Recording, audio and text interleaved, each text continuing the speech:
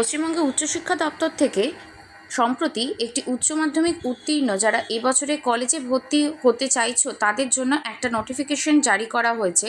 স্নাতক স্তরের পড়ুয়াদের জন্য আমরা সকলেই জানি সেন্ট্রালাইজ প্রক্রিয়ায় পোর্টালে ভর্তি প্রক্রিয়া চলছে এবং এখনও কিন্তু বহু সংখ্যক কলেজে আসন সংখ্যা খালি রয়েছে।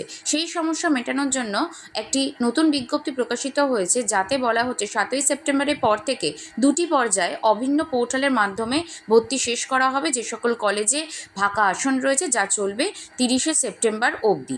এবং এই বিষয়টাতে দেখা গেছে যে যারা এখনও অবধি অনেকেই নির্দিষ্ট পছন্দ মতো বিষয় পাওনি, তাদেরকে বলা হচ্ছে যে 7ই অগাস্টের পর থেকে অনেক কলেজেই ক্লাস শুরু হয়ে গেলেও তারা তাদের পছন্দ মতো বিষয় ভর্তি হতে পারেনি। তাই 7ই সেপ্টেম্বরের পর থেকে যে দু পর্যায়ে ভর্তি প্রক্রিয়া করা হবে সেইটাতে তোমরা অতি অবশ্যই নিজেদের পছন্দ মতো কলেজ পাবে এবং অবশ্যই